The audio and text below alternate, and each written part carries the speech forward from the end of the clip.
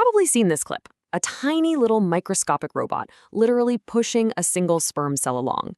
It went completely viral, and it created this perfect storm of jokes, armchair philosophy, and some surprisingly intense scientific debate. So let's dive into the thread and see what happens when cutting-edge science gets thrown to the internet. It all kicks off with this simple, almost sci-fi question. I mean, you see this tiny corkscrew-like machine hurting a sperm cell, and you just have to wonder, right? And you know the internet. It had thoughts. A lot of them. The first wave of reactions, pure gold. And there it is, the top comment. Just immediately gives the sperm this whole personality and a pretty bleak future, a reluctant taxpayer being literally dragged into existence.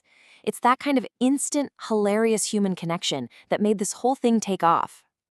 What's just wild is how fast people started applying, modern-day lingo to this tiny drama. This comment is just a brilliant satire of corporate jargon. It frames the whole thing as sperm DEI versus a sperm meritocracy, the ultimate microscopic culture war.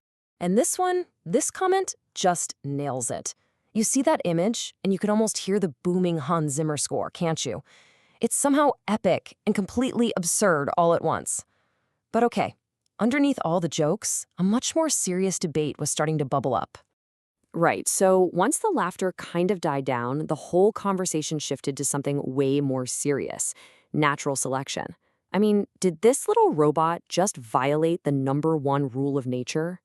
The thread pretty much split right down the middle on this. So you had two main camps forming. On one side, you've got the purists. Their argument is pretty straightforward. If a sperm can't make the journey on its own, it's basically a sign of poor quality, and we shouldn't interfere. But then, on the other side, you have people saying, hold on, it's just a swimming race. It's not about being the best or smartest. It's just about being a good swimmer. It's about athleticism, not the quality of the genetic package. And of course, it was only a matter of time before someone dropped this iconic line from Jurassic Park. It just perfectly captured that ethical anxiety that was running through the whole conversation. For a lot of people, this technology felt like a classic case of science moving faster than our own wisdom. And that led things down an even deeper rabbit hole. So this is where things get really interesting. The crucial question became, is there any actual scientific reason to believe in the survival of the fittest argument here? People started trying to figure out if a sperm's ability to swim is a reliable sign of its genetic health. So here's the million-dollar question. Is a slow swimmer a sign of bad DNA, or is the motor totally separate from the message it's carrying? The internet's armchair biologists came out in full force, and, well, let's just say opinions were divided. And you can see the split right here. You've got one person saying with total confidence that motility issues are absolutely correlated with genetic defects. But then, just a little further down the thread, someone else completely dismisses that idea, saying there's just no link between swimming ability and, say, an extra chromosome. The debate was on.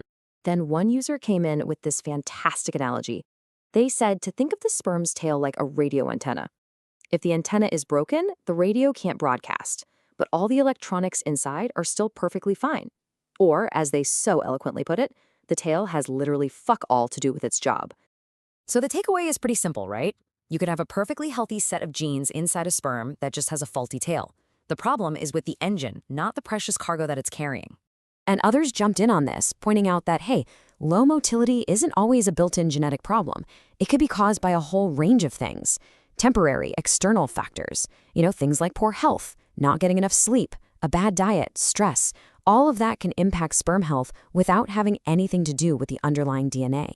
So with the science debate pretty much at a stalemate, the conversation just got bigger.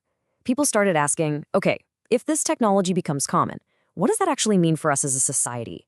The focus shifted from the microscopic to the macroscopic, and the questions got even tougher. And the concerns were all over the place. People wondered why we're so obsessed with biological kids when there's adoption. They worried this would become a luxury item just for the rich. They even coined this amazing term, neposperm, a sperm that didn't earn its place.